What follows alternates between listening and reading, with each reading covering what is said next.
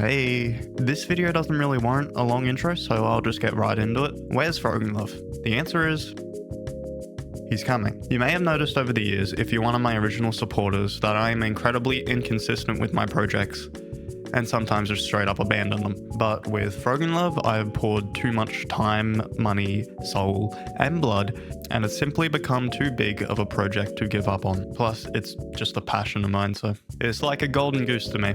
Unfortunately, it hasn't hatched yet. I want to at least give people something, rather than stay radio silent for years, like some studios. I want to talk about the reason why it's taking so long. So over the last year, I've had a lot of personal stuff come up. I'm sure you've heard this from 100 other people before. Growing up, you think you have all the time in the world and you'll never have to think about anything else other than video games and your funny little school project. I always thought, yeah, by the time I'm an adult, I will have either become a YouTuber or a game developer. Neither of those things has happened, at least not yet. However, Frogenlav isn't going anywhere. In fact, I plan on taking a gap year to just work on Frogenlav and try and make my game development dream come true. I keep thinking that I've shown more of this game than I actually have for some reason, so I'll give you a rundown of pretty much all the progress I've made as well as some of the gameplay. Part of becoming older, thankfully, is that cold hard cash, which means I've been able to put a little bit of that into the budget of Frogenlav. As of right now, that's mainly for the purpose of visual aspects that I can't do on my own. As you may have seen in my short form videos, I also work on little systems that I think will be fun, like a Red Bull gliding simulator. And I'm open to suggestions, so follow and leave a comment if you have any. Another thing I'm working on alongside the story is a multiplayer battle mode. Ever since the inception of Frogenlav, I have really wanted to battle my friends as a little Viking frog with magical abilities. And on top of that, I've been thinking of co-op, but I don't think that will probably come out on launch. Maybe after. Now for the really big question for most of the viewers, because I know that most people don't know about Frogenlav.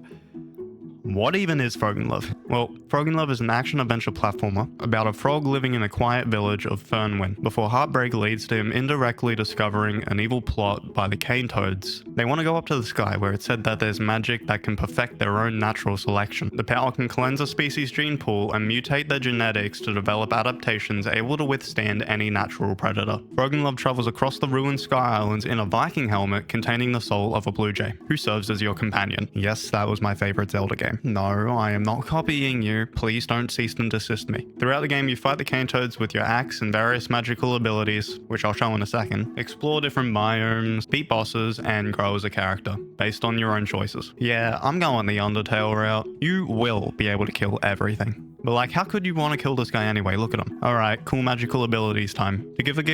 The abilities consisted of the axe throw, axe jump, dash, tongue swing, and roll, which I only used in one case, something I regret. Oh, and the spawning lily pad in midair. In this edition, I have kept all of those, plus they're actually physics-based now, plus there's more. What I mean by physics-based is it's not ragdoll physics and all of that. I more mean that the movement is entirely based on Unity's rigid body system and velocity, which means that, yeah, nothing's really predetermined, like Trackmania, but it isn't as random as human foreflight. Although the same can't be said for swinging, but you can't tell me that you are hanging on your tongue like that and having some sense of control. If you want to do what I did, I highly recommend checking out Cat-Like Coding's tutorials on rolling sphere movement. They have been a huge help. Another example can be seen with the axe's throwing arc. It's a consistent arc, so you can predict it, but this is just more of a demonstration of when I say physics-based, I don't mean physics-based. And I should also mention that if you just can't aim, I have implemented a targeting system, so don't worry. Anyway, I'm rambling way too much on physics. Once the axe is thrown and while in the air, you can float towards it and jump off of it. I've implemented this in such a way that you gain more forward momentum the longer you jump, or rather float towards the axe. And I'm pretty sure I patched all the bugs out because 1, there's a timer on how long the axe can be out before it comes back to you, and 2, if you collide with anything between you and the axe, it will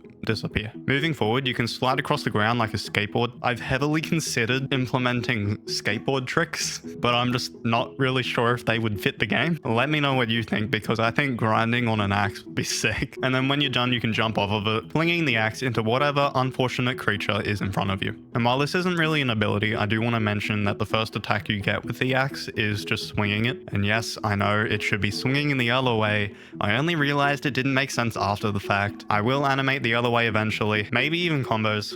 We'll see. Moving on to the movement schmovement. Recently, I developed a gliding system. Really proud of that, by the way. I was experimenting with mobile controls a few years ago and wrote code for bird flight, but the hard drive it was on was damaged. So in the split second that it would be connected, I had to open the file the code was in, which was inside like 50 different subfolders, which was so worth it because it's my highest performing short form video across the board. Air lily pad is back. I can definitely see this breaking a few things, and a new bubble quick warp system also will probably break a few things. However, I've set it up in a way that it's really only useful for backtracking. And then there's charge jumping. There's really nothing else to say about this one. It's just a higher jump. And yeah, that's really about it in terms of abilities for now. Of course, they will be unlocked through progression, maybe toggleable. I'm not sure yet. And I can't really say much else because I don't want to give away too many spoilers. Now, I'm not too happy with the quality of many of the videos on my channel. Like, even the trailer I dislike. So as I progress through development more, I'll probably make a new one, since so much has changed anyway. This is mainly all because I don't spend enough time on making sure I actually like the things that I'm making. In fact, I probably won't even like this video because I've rushed it in some way. So it would be reasonable to expect that I take a little bit longer on a progress videos. But if you want shorter, lower quality content that comes out quicker, your best bet is probably Shorts, Instagram, and Discord. Yep, that's right, Frogenlav Discord. If you want to playtest Frogenlav in the future, whenever that is, or even give suggestions on the game, join the Discord in the description. Thanks for watching, please like and subscribe if you enjoyed. Wishlist Frogenlav, and I'll see you soon.